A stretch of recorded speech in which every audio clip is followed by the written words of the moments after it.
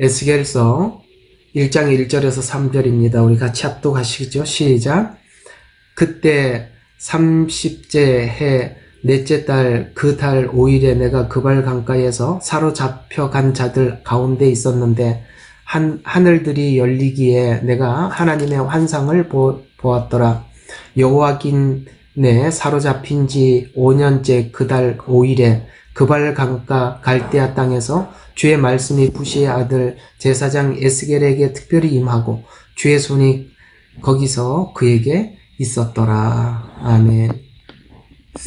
자, 오늘부터 여러분들과 함께 에스겔서를 함께 나눠 보는 시간을 가져보도록 하겠습니다. 예언서가 사실 주일 낮 예배 때 다루어지는 것은 쉬운 일은 아닙니다. 왜냐하면 예언서는 참 역사에 대한 그 이스라엘 역사에 대한 깊이도 있어야 하고 복음에 대한 이해도 있어야 하고 그 복음의 이해에 관한 것 중에 특별히 이 예언서는 십자가 복음보다는 재림 복음에 대한 이해가 있어야만 이 예언서를 듣는데 그다지 큰 장애가 되지 않습니다. 이게 재림에 대한 견해가 사람들마다 서로 다르다 보니까 예언서를 접근을 하고 해석하는 방법들이 서로 사람들이 예언서마다 다르더라라는 생각을 아마 예언서를 들어본 분들은 이해가 될 것입니다. 그러나 저는 오랫동안 여러분들과 함께 복음을 설명해 왔었고 또 지금은 요한계시록을 여러분들과 함께 하는 차원에서 이 예언서들이 이 에스겔서가 그다지 여러분들에게 큰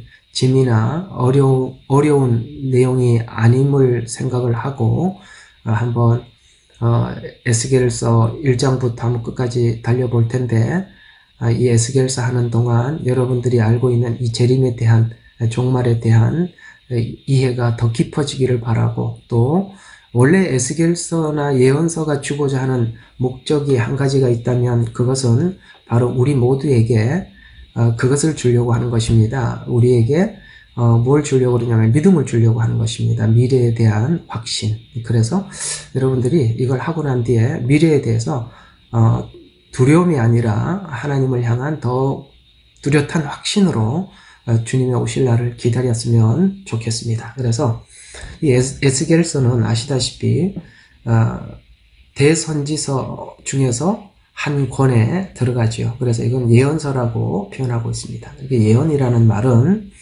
이렇게 이해를 하시면 좋겠습니다. 지금은 어려운 시간을 보내야만 하지만은 미래에 하나님께서 우리들을 향해서 이러한 계획을 가지고 계심을 전해서 자기 백성들에게 미래를 향한 소망을 주어서 위로하기 위함입니다. 그래서 이게 지금은 비록 하나님께서 하나님 뜻이 있어서 이런 어려운 시간을 보낼 수밖에 없지만 시간이 지나면 하나님께서 이것이 단순히 징계가 목적이 아니라 훗날 우리의 회복을 위하여 주신 한 지나가는 과정이구나라고 생각을 하고 이 순간을 잘 견뎌서 하나님 목적한 바를 우리가 잘 성취를 하고 훗날 하나님 앞에 더 멋있는 또 아름다운 모습으로 서기 위해서 하나님 소망을 주시고자 하는 것이 예언서가 우리에게 주시고자 하는 가장 중요한 목적이기도 합니다. 그래서 그러면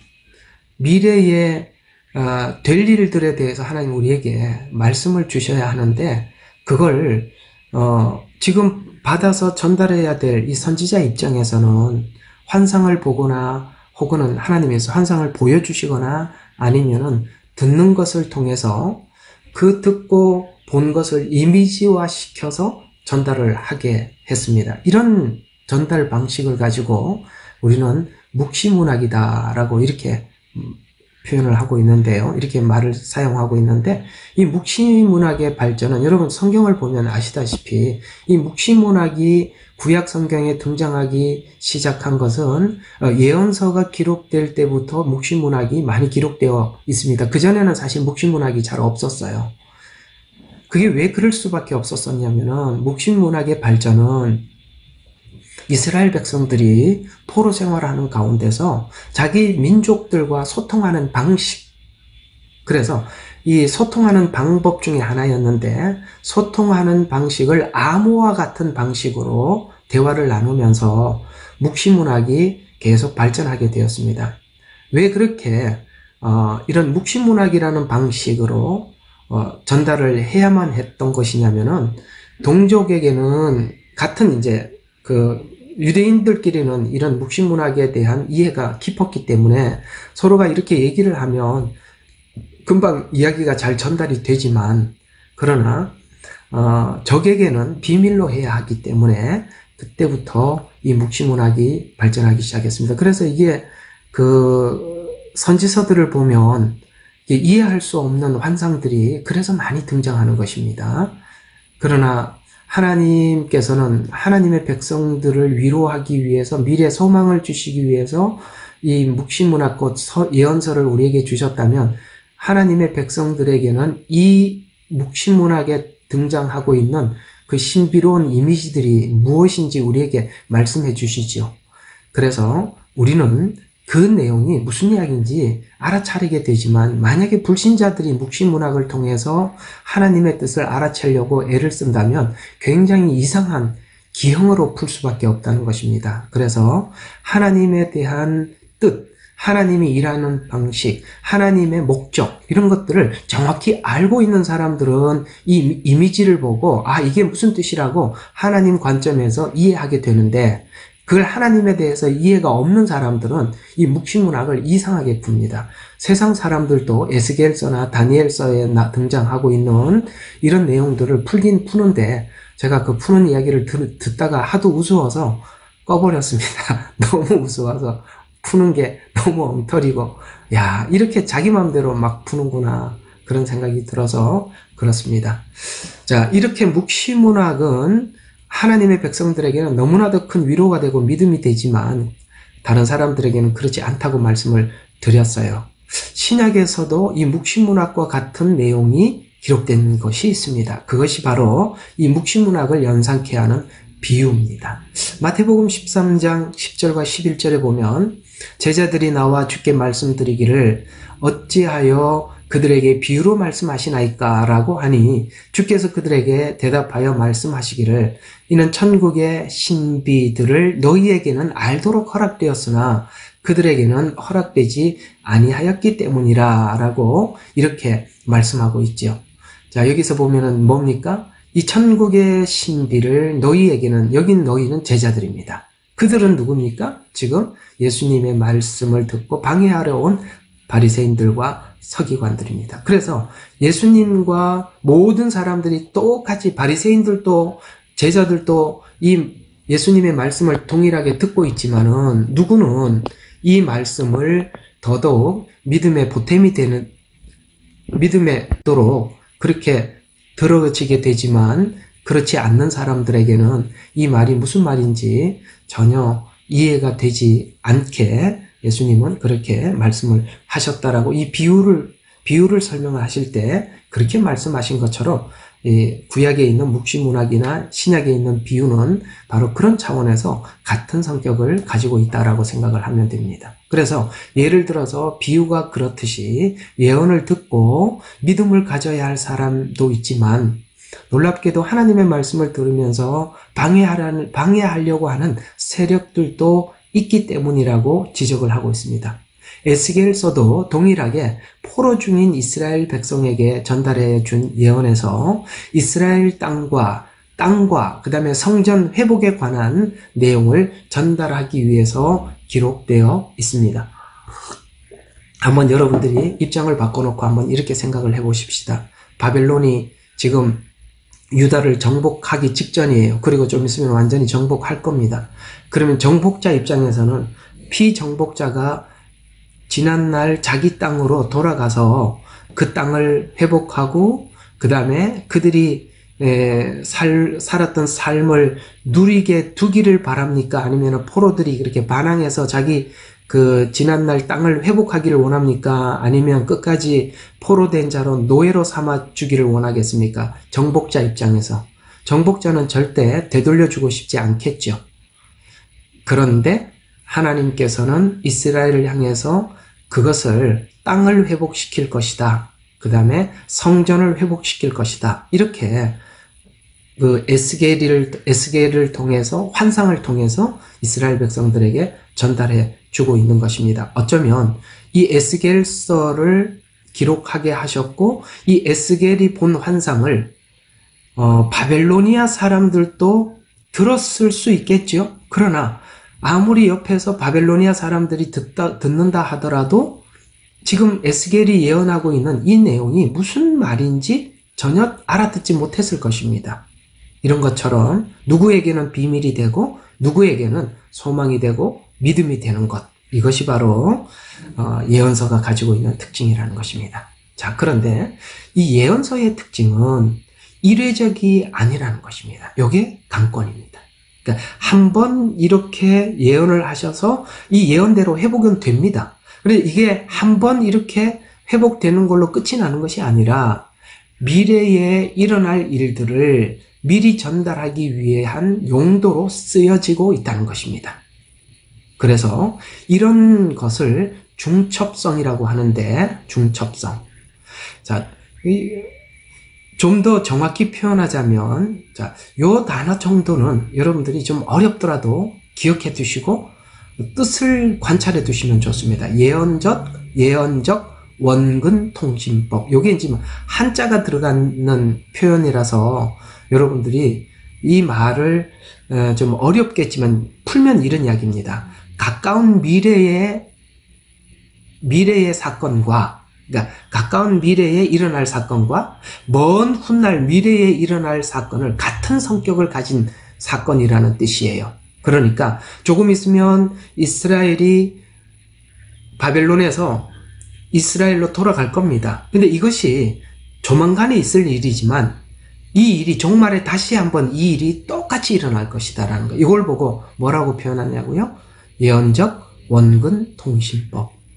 자, 그래서 예언서의 대부분들이 그런 형태로 기록되어 있다는 것입니다. 이런 구도에서 에스겔서는 지금은 포로 생활을 하고 있지만 약속하신 대로 약속의 땅에 들어가서 성전을 재건할 것이고, 이스라엘은 결국에는 이 불가능해 보였던 땅을 회복하고 성전을 회복하고 다시 옛 영광을 되찾는 것 때문에 무슨 일이 일어나느냐면 내가 주인 줄 너희가 알게 될 것이다. 그런데 그 내가 주인 줄 알게 되는 것은 이스라엘이 아는 것뿐만 아니라 이들이 포로로 바벨로니아에 잡혀와서 이 바벨론에서 하나님을 증거함으로 인해서 도리어 바벨론에 있는 사람들도 하나님이 주인 줄 알게 되고 이스라엘은 이스라엘대로 알게 되고, 그래서 이 포로 생활이 어쩌면 하나님을 증거하기 위함 더하기 이스라엘이 정화되기 위함, 이 두 가지가 모두 포함되어 있어서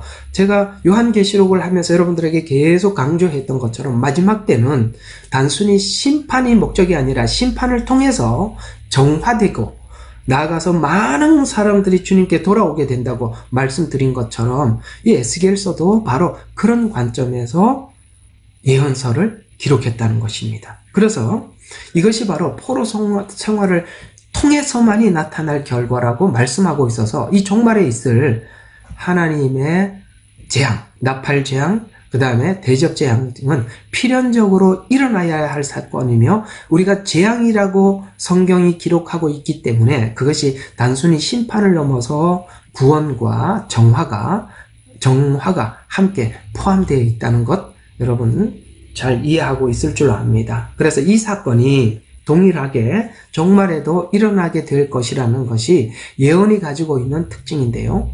이 예언적 원근 통신법이라는 이 단어를 가장 먼저 사용했던 사람이 이 호크마라는 학자인데요.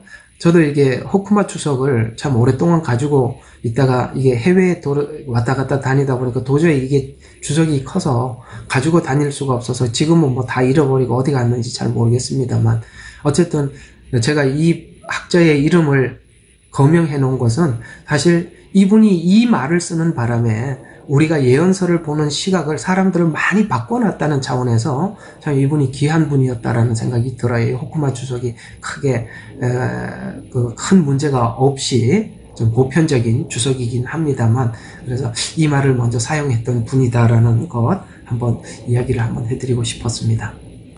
자, 그래서 이 마지막 때도 지금 이스라엘 백성들이 바벨론의 포로로 잡혀 있던 것 같이, 있었던 것 같이 마지막 종말에도 바벨론의 포로 잡혀 있던 것 같이 세계 각처에 흩어져 있다가, 같은 의미예요. 포로 잡혀 있는 것 같이 세계 각처에 흩어져 있다가 마지막 한일에 하나님께서 약속한 추수 때가 되면 다시 이스라엘로 돌아오게 될 때, 이스라엘은 땅과 성전을 세우게 되고 이스라엘의 회복으로 이스라엘과 이방인에게 복음이 만방에 전해져서 내가 너희 하나님이 되고 너희는 내 백성이 되리라는 예언이 성취될 것을 전달하고자 하는 것이 에스겔서와 예언서가 전달하고자 하는 핵심이고, 이 에스겔서에 여러 중요한 예언들이 있는데 오늘은 좀 에스겔서를 어떻게 볼 것인가라는 처음 시간이라서 보면은 이 각 예언서들마다 특징이 있어요. 그래서 성경은 아모스서에서 이렇게 말씀을 하고 있었어요. 너희가 여호와 책을 자세히 보아라. 그 중에 짝이 없는 것이 없고 빠진 것이 없다. 이렇게 말씀을 하셨거든요. 그러니까 에스겔서는 홀로 서 있는 것이 아니라 에스겔서와 연관된 다른 예언서들을 가만히 연결을 시켜보면 다 이렇게 연결이 되어 있다는 것인데요. 그래서 각 예언서들마다 어떤 좀 그 특징을 가지고 있어요. 그래서 어떤 예언서는 시간별로 예언을 정리해 두었어요. 시간별로. 그러려면서 시간을 찾으려면 시간별로 정리해둔 예언서를 들어가 봐야 되겠죠. 보통 시간별로 잘 정리해둔 예언서 하면은 다니엘서 같은 거겠죠. 그래서 우리가 하다가 시간이 이게 어느 시간이지 하면은 다니엘서 가서 이 시간이구나 이렇게 시간을 찾아 들어가게 만들지 않습니까? 그래서 시간별로 정리해둔 예언서가 있는가 하면, 또 어떤 예언서들은 특정한 어떤 나라를 중심으로 예언한 예언서가 있어요. 그래서 에돔에 대한 예언을, 혹은 바벨론에 대한 예언을 이렇게 그 나라별로 예언한 예언서가 있는가 하면, 어떤 예언서는 이스라엘을 중심으로 예언한 예언서가 있습니다. 자, 그러면 제가 이제 이 에스겔서를 하게 될 텐데, 특별히 모든 예언서는 물론 시간 자체는 이스라엘에 맞춰져 있습니다만 타국에 대한 예언한 예언서도 많이 있다고 말씀을 드렸습니다. 그러나 이 에스겔서만큼은 특별히 유대인을 가장 중점적으로 예언한 예언서입니다. 그래서 이 에스겔서는 굉장히 유대적인, 그러니까 유대인들의 마지막 하나님의 그 계획을 알지 못하면 에스겔서는 미궁에 빠질 수가 있다는 것이죠. 그래서 이스라엘 중심으로 한 예언서가 있는데 그 중에 에스겔서는 이스라엘을 중심으로 대충 예언을 했다라는 것 기억하시면 좋겠습니다. 자, 그래서 에스겔서는 타 예언서에서 간단하게 지나간, 그래서 어떤 나라를 거명을 하고 이 나라는 이런 죄를 지었으므로 하나님께서 이렇게 심판을 하실 것이다 라고 간단하게 지나간 예언들을 가지고 들어와서 상세히 설명하는 것이 특징이에요. 그래서 간단하게 지나가는 어떤 한 사건을 가지고 들어와서 상세히 깊이 있게 설명을 했다, 이런 뜻입니다. 그래서 가장 많이 예언한 것이 이스라엘의 땅과 성전 회복입니다. 잘 기억해 두시기 바랍니다. 뭐라고요? 땅, 그 다음에 성전 회복입니다. 이것이 왜 그렇게 중요한가? 이것은 하나님께서 이스라엘 백성들에게 약속하셨던 일들이었고, 그 약속을 이스라엘 백성들은 긴 시간을 통해서 완성했는데, 포로로 잡혀왔으니까 하나님께서 처음에 아브라함에게 약속하셨던 땅을 주시겠다는 약속을 만약에 이스라엘 백성들이 바벨론에서 포로되어서 여기서 자멸해버리고 나면 하나님께서 아브라함에게 약속하셨던 약속이 사라져버리는 거잖아요.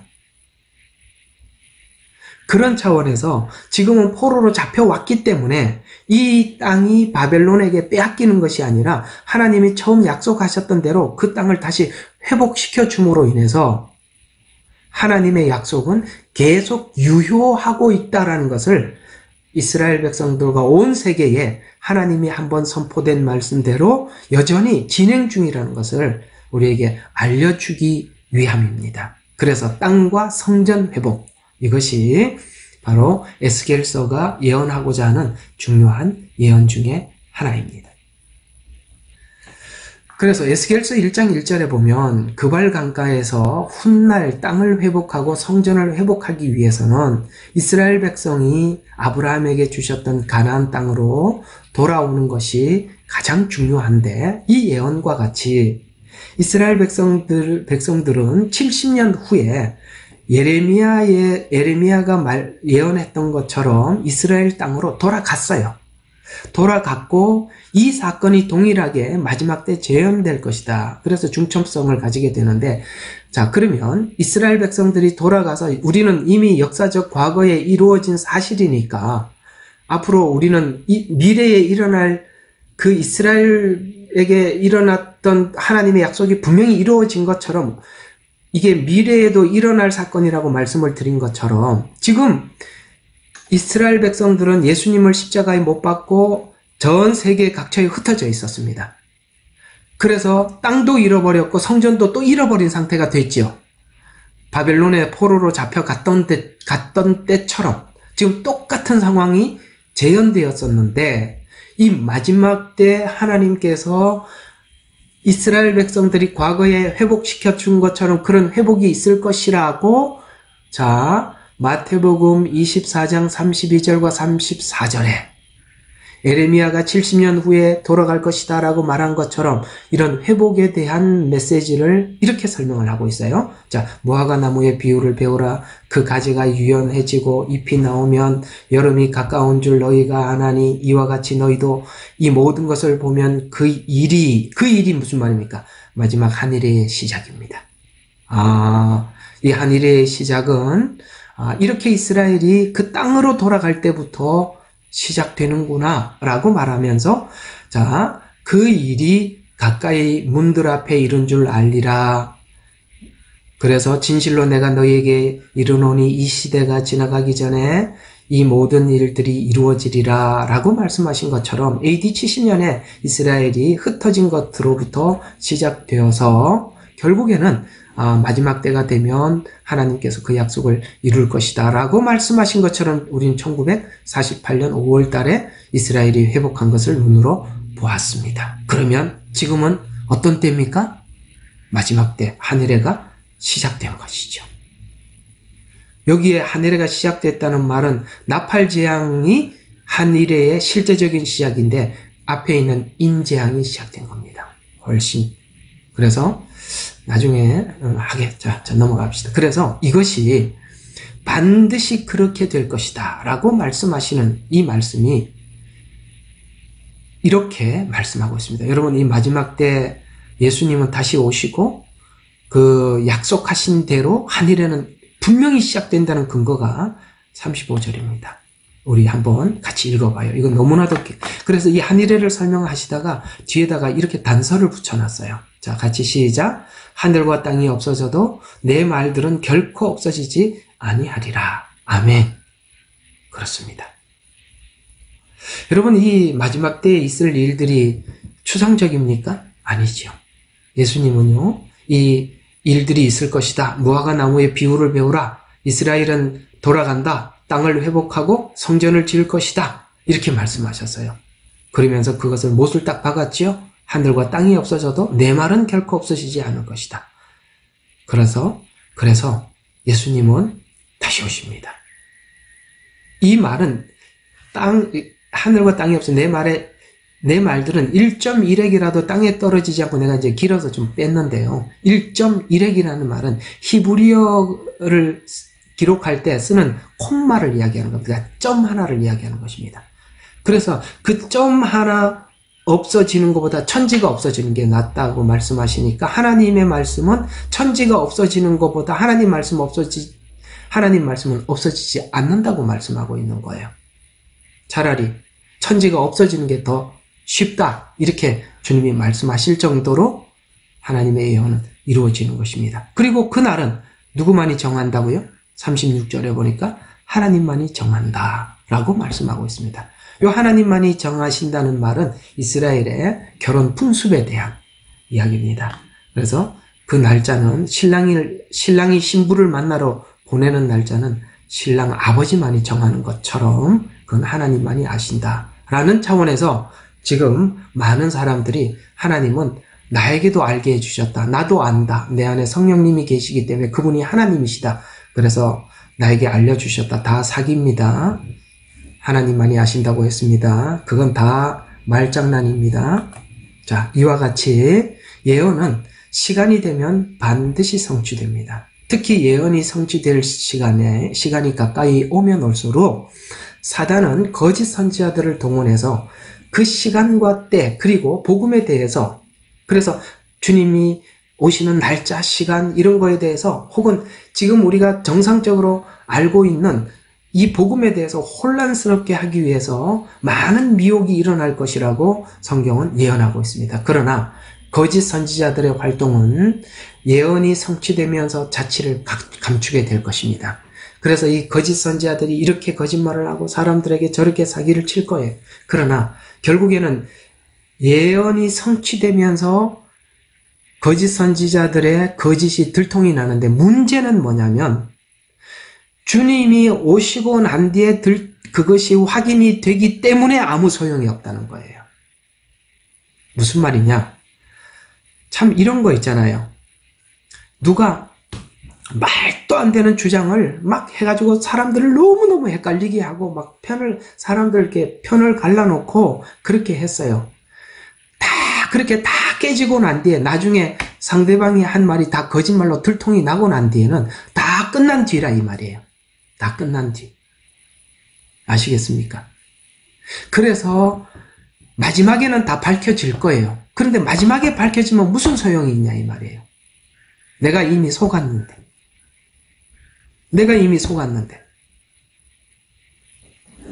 그래서 예수님께서 마태복음 24장에 가장 많이 우리에게 부탁하신 것이 너희가 미혹을 받지 않도록 주의해라. 미혹을 받지 않도록 주의해라. 이 말이 마태복음 24장에 가장 많이 등장하고 있는 것입니다.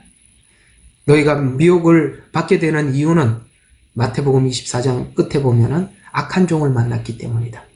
악한 종을 만나면 기름이 준비되어 있는지 확인도 할 수 없고 아시겠습니까? 우리가 받은 복음을 땅에 묻어두게 되고 아무것도 하지 않아도 되는 줄 알고 아무것도 하지 않게 되고 결국에는 바깥 어두운 데 가서 이를 갈게 되는 결과를 초래하게 될 거야. 이렇게 말씀하고 있는 것입니다. 복음이 여러분을 맞추는 게 아니라 여러분이 복음을 맞추어야 하는 것입니다.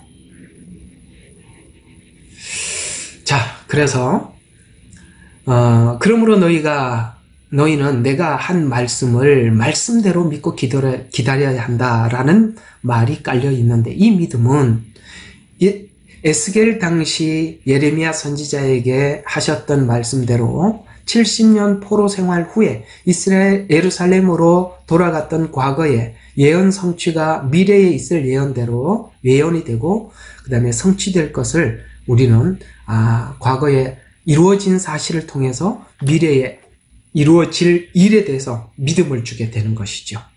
그래서 예언서가 우리에게 주고 싶어하는 주된 것은 바로 믿음입니다. 그래서 예언서를 확인하면 할수록 우리에게 분명한 것이 한 가지 생기는 것이 무엇이냐면 미래에 대한 분명한 믿음입니다. 그래서 믿음은 하나님의 전능하심을 과거로부터 확인하고 확신하고 미래에도 있을 일들에 대해서 확신하는 것에서 믿음이 성립되기 때문입니다. 이 믿음이 우리를 세상에서 불러서 지금 우리 이 복음이 하라고 하는 일을 하게 하는 것입니다. 복음이 우리에게 하라고 하신 일이 무엇입니까? 에베소서 4장 1절에 보면 거룩하고 흠없게 하시려고 부르심에 이렇게 말씀하고 있습니다. 아멘. 복음이 우리에게 하시고자 하는 일이 뭡니까? 바로 거룩하고 흠없게 하는 것입니다. 우리가 복음을 받은 사람들이 할 수 있는 일들이 거룩하고 흠없게 하는 일을 하려고 하나님께서 우리를 부르셨기 때문에 그 일을 지금 하게 만드는 것입니다. 예언서는 그래서 오늘 삶을 성실하게 살도록 만들어주는 힘이 예언서 속에 있는 것이지, 예언서를 잘못 배우면 야, 내일 모레 주님 오신단다, 아무것도 하지 말자, 이렇게 간다 이 말입니다. 그건 이단들에게 복음서를, 예언서를 들었을 때 나타나는 결과고요. 성경에서 말씀하고 있는 예언서는 결코 우리를 그렇게 만들지 않는다는 거 기억하시기를 바랍니다. 결국 하나님과 영원히 함께할 준비를 하게 하는 것입니다. 에스겔서에서 현 시대에 눈여겨봐야 할 한 장은, 이 에스겔서 안에서 우리가 눈여겨봐야 될 성경의 장수는 특히 38장부터 40장에 있는 후반부에 있는 메시지인데요. 거기에 보면 37장부터 마른뼈 환상이 나오지요. 이것은 전 세계의 알리아 운동을 통해서 이스라엘 백성을 약속대로 약속의 땅으로 되돌려 놓고 계신다는 것입니다. 그래서 이 37장의 마른뼈 환상은 알리아 운동에 관한 예언이지요. 그래서 이 일을 위해서 1, 2차 세계대전이 치러졌습니다. 여러분, 1, 2차 세계대전은 전부 다 알리아 운동과 밀접한 관계를 가지고 있는 것이고요. 그래서 이 알리아 운동이 전 세계로 가속화되고 있는 중입니다. 또 38장과 39장은 곡과 마곡의 전쟁입니다. 곡과 마곡의 전쟁이지만 이 전쟁이 한일에 있을 유브라데 전쟁, 아마겟돈 전쟁, 곡과 마곡의 전쟁을 이 에스겔서 38장과 39장은 섞어서 설명을 하고 있어요. 요것은 유브라데 전쟁이다, 요것은 아마겟돈이다, 요것은 곡과 마곡이다, 이렇게 세부적으로 하지 않고 이 전쟁이 가만히 보면 같은 전쟁 같이 보여진다 이 말입니다. 그렇게 섞어서 설명하는 이유는 이 세 전쟁이 모두 다 성격이 비슷하기 때문에 그렇습니다. 그러면 이 세 전쟁의 공통점은 무엇이냐면 예루살렘을 향해서 벌어지는 전쟁이라는 것에서는 공통점을 갖습니다. 전부 다 예루살렘 성을 중심으로 일어나는 일입니다. 아시겠죠? 그래서 여러분, 이 종말은 마지막 때 이 종말은 예루살렘과 밀접한 관계를 가지고 있는 거예요. 또 아마겟돈, 다른 점은 뭐냐면 유브라데 전쟁은 이스라엘과 전쟁을 치르게 되는데 초창기에는 이스라엘이 실패하는 듯 보이나 결국에는 이스라엘 백성들이 싸워서 승리하게 됩니다. 그래서 그들이 이 전쟁을 일으킨 주체들이 패배하게 되고 물러나게 되죠. 그러다가 곡과 마곡의 전쟁이 아마겟돈 전쟁이 일어나게 되는데 이 아마겟돈 전쟁은 예수님께서 이 전쟁을 평정하고 정리하는 전쟁이 됩니다. 마지막에 그 곡과 마곡의 전쟁은 천년 왕국이 끝난 후에 새 예루살렘이 지상에 안착해 있을 때 마지막 사단과 벌이는 전쟁으로서 하늘에서 하나님이 불을 내려서 이 전쟁을 그치게 합니다. 그래서 가만히 잘 기억해 두시면 유브라데 전쟁은 이스라엘과 전쟁에서 이스라엘이 승리하게 하는 것. 그 다음에 아마겟돈 전쟁은 예수님께서 이 전쟁을 승리하게 하고요. 곡과 마곡의 전쟁은 하나님께서 이 전쟁을 승리하게 하는 것. 이런 정도 개념은 가지고 계시면 됩니다. 그런 차원에서 이 에스겔서는 이 예언이 굉장히 중요한 예언으로 자리 잡고 있다는 것. 그래서 이건 모두 다 종말에 일어날 예언들이지 않습니까? 그래서 앞쪽에서는 이스라엘의 현실을 가지고 하나님 앞에 예언을 하고 있지만 후반부로 가면 갈수록 마지막 종말에 대한 예언으로 서서히 예언의 방향을 바꾸고 있다는 것이죠. 그래서 우리가 앞의 예언을 통해서 믿음을 갖게 되고 뒤에 일어날 사건의 예언에 대한 확신을 갖게 되는 것입니다. 그래서 40장 이후에는 예루살렘 성전이 회복됨을 설명하고 있어요. 그래서 에스겔서는 마지막 때 징조, 목적을 담고 있는데, 그래서 1장부터 24장까지는 이스라엘 백성들의 심판의 목적과 포로된 이유를 설명을 하고 있다면, 그 다음에 25장부터 32장은 이방 민족들에 대한 심판과 운명에 대해서 말씀을 드렸습니다. 자, 다시 한번 말씀을 드릴게요. 1장부터 24장은 이스라엘 백성들의 심판의 목적과 포로 이유라고 말씀했습니다. 그 다음에 25장과 32장은 이방 민족들에 대한 심판과 운명이라고 했습니다. 뭐 하나 감 잡히는 거 없으세요? 양과 염소의 비유입니다. 양과 염소의 비유입니다. 이렇게 예언에 대한 폭넓은 이해가 없이는 이런 예수님께서 짧게 비유로 설명한 것을 알아차릴 수가 없는 거예요. 그러나 이 하나님께서 예언을 이런 식으로 우리에게 예언을, 그래서 모든 민족들을 모아놓고 하나님께서 양과 염소를 갈라내듯 모든 민족, 25장부터 32장이죠.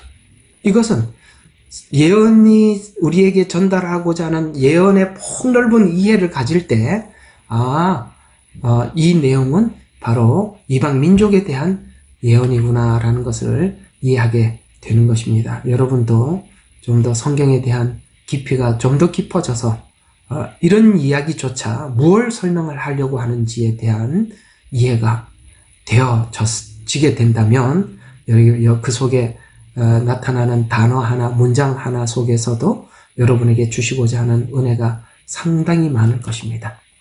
자, 특히 이스라엘 주변 국가에 대한 심판은 구체적으로 설명하고 있어요. 그래서 아까 말씀드린 것처럼 25장부터 32장에 있는 이 이스라엘 주변 국가에 대한 이야기는 정확히 창세기 12장 1절과 2절에 말씀하신 것처럼 내가 너에게 복을 주었다. 그러면서 내가 너를 축복하는 자를 축복하고 저주하는 자를 저주할 것이다.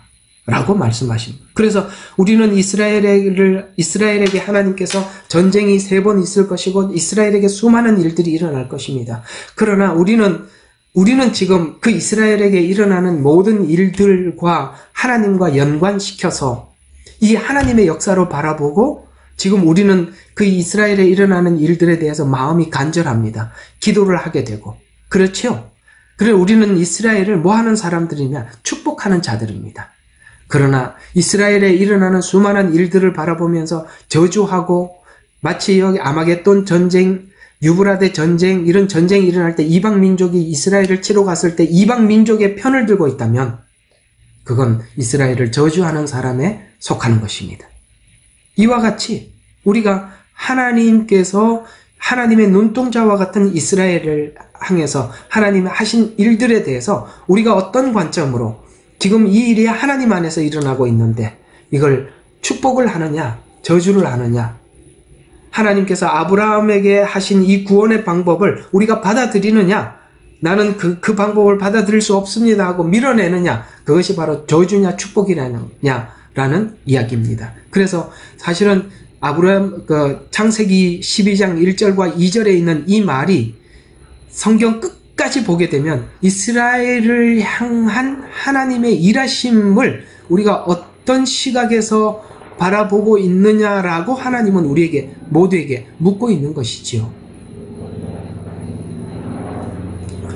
그래서 이렇게 우리는 마지막 때 준비하신 이유를 알아야 마지막 때를 준비할 수 있는 것입니다.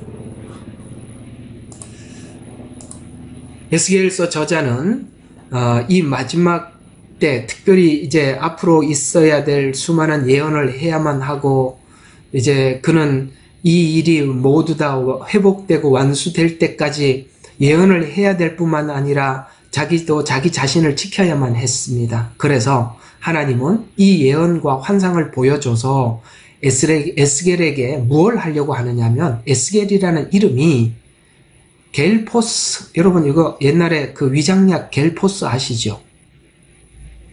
예, 이 겔이라는 말이요 강하다라는 뜻이에요.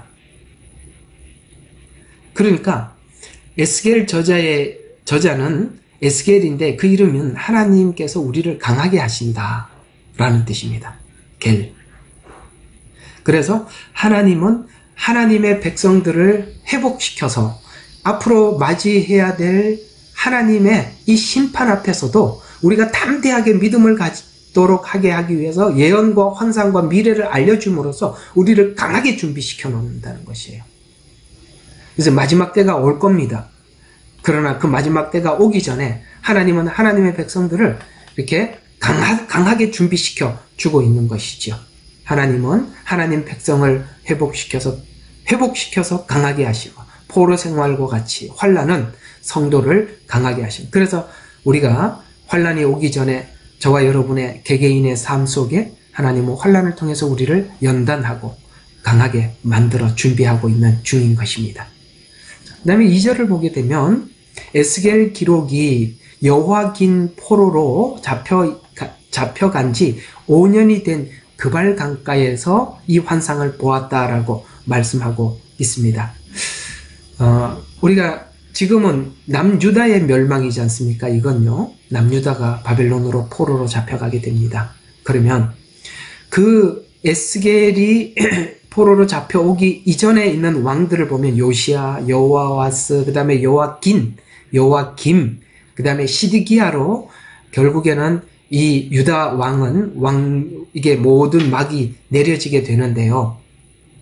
앞에 왕들의 치세를 한번 잠깐 살펴보게 되면 705년에 요시야 왕이 멸망하기 118년 전입니다. 애굽의 편을 들 것인가 아니면 아수르 편을 들 것인가 하다가 결국에는 아수르 편을 들기로 결정하여서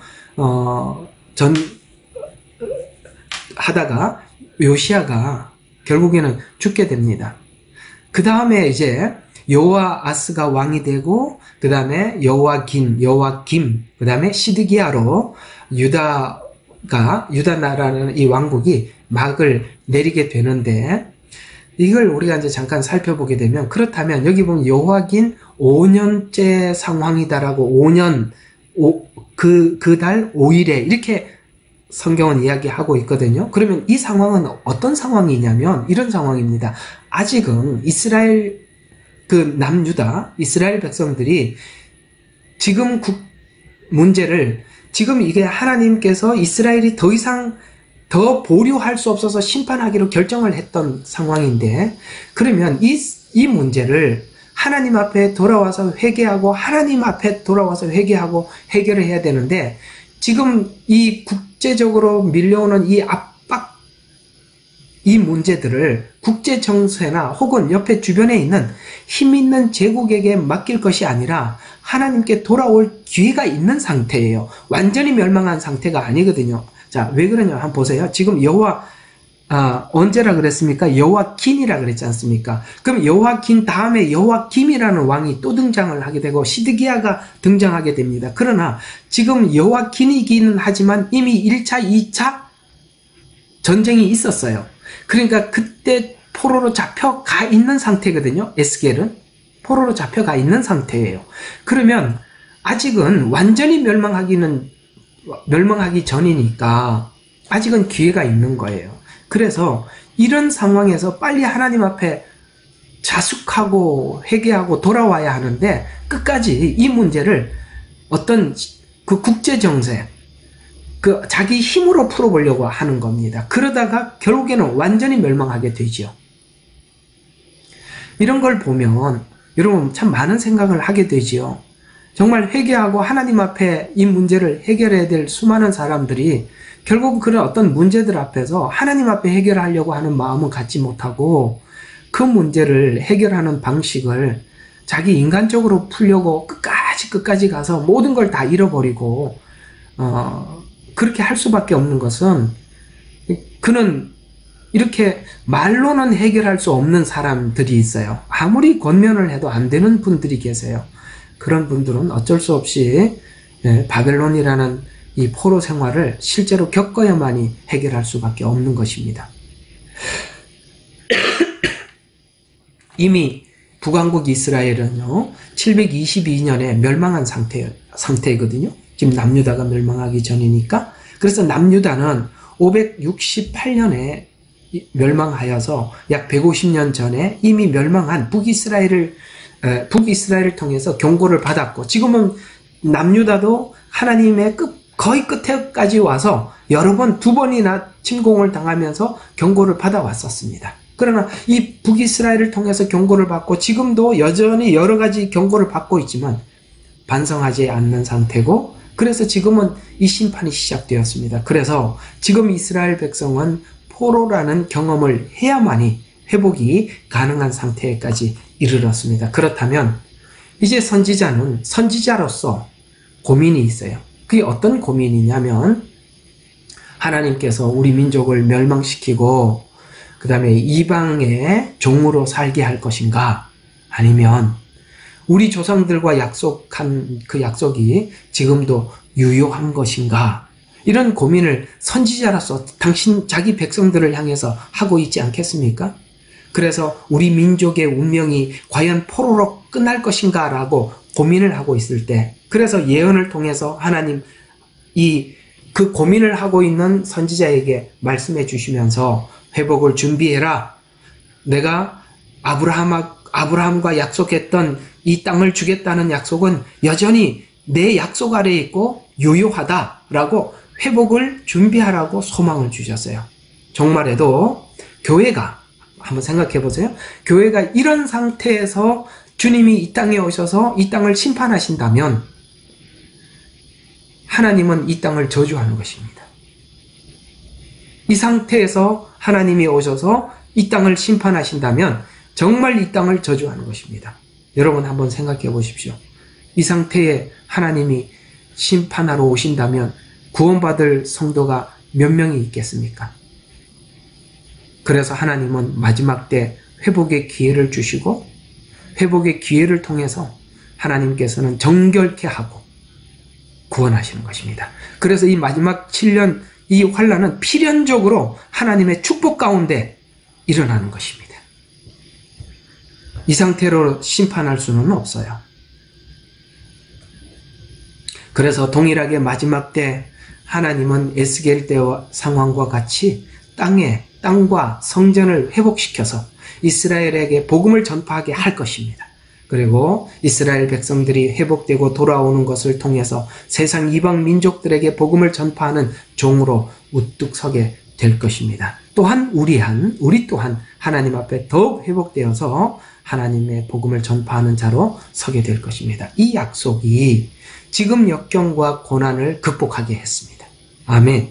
미래의 그 소망된 말씀이 우리의 지금 이 어려움들을 극복하게 하고, 지난날 잘못 인식했던 성전만 있으면 된다, 성전만 있으면 보호받게 된다, 앞으로 이 에스겔서에 등장해서 설명을 자세히 해드리겠습니다.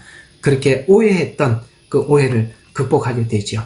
그래서 드디어 그들은 어디에서 벗어나기 시작하느냐면 신앙이 자기들의 어떤 민족적 우월감도 아니요. 여러분, 저 사람들은 예수를 안 믿고 나는 교회를 다닌다, 거기에 대한 우월감도 신앙이 아니고, 아브라함의 후손이라는 육체적인 계보가 있는 것도 하나님과 약속과 그 계보가 있는 것도 아닌, 아시겠습니까?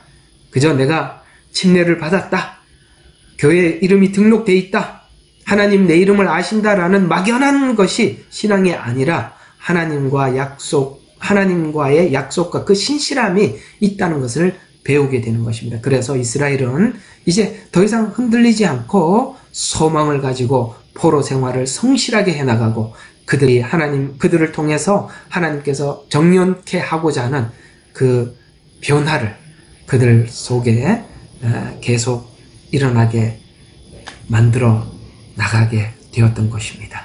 자, 이런 차원에서 우리가 에스겔서를 보시면 되겠습니다. 그래서 결론적으로 오늘 에스겔서를 배우는 동안 하나님의 예언과 성취를 역사적인 사실과 대조해서 확인하고, 거기서 하나님을 향한 믿음이 여러분 각자에게도 에스겔을 강하게 하듯이 여러분에게도 강한 믿음으로 세워지기를 기대합니다. 더 나아가서 마지막 때에 대한 의심 없는 확신을 가지고 정결한 신부로 준비하는 도전을 강하게 받기를 기대해 봅니다.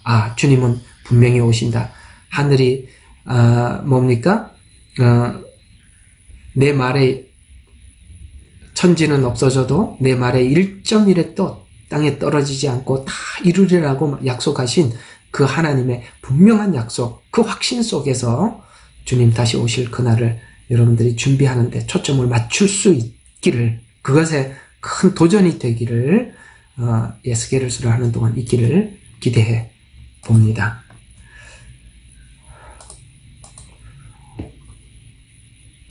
자, 그래서 에스겔은 원래 그 제사장 계열이에요. 에스겔이 그 부모가 제사장이거든요. 부시의 아들 제사장 에스겔입니다. 그래서 원래 이스라엘의 제사장 일은 25세 때부터 들어가서 5년 동안은 견습을 합니다. 그리고 30세 때부터 50세 때까지 이제 성전에서 봉사하도록 되어 있습니다. 근데 지금 에스겔은 성전이 없는 곳에 와 있습니다. 그러나 하나님께 이 예언을 받아서 이스라엘 백성들에게 전달해 줌으로 인해서 에스겔 자신이 제사장으로서 봉사를 하게 되지요. 그리고 뿐만 아니라 에스겔서가 성전에 대한 예언을 구체적으로 기록하게 된 이유도 바로 에스겔이 제사장이었기 때문에 이 성전에 대한 메시지와 깊은 조예가 있는 것입니다. 그래서 구체적으로 이 내용을 기록할 수 있었구나라는 것을 알 수 있습니다. 여기에 대해서 참 많은 내용을 여러분들과 함께 설교도 준비할 수가 있겠지만 어쨌든 여러분 그렇게 하시고 에스겔이 그래서 이 성전에 대한 내용을 구체적으로 할 수 있게 되었던 것이구나라는 것을 알 수 있는 것입니다. 자, 그래서 에스겔서를 하는 내내 여러분에게도 믿음이 더 선명해지고 분명해진 믿음 가운데 하나님 앞에 나가서는 은혜가 있기를 주의 이름으로 축원합니다.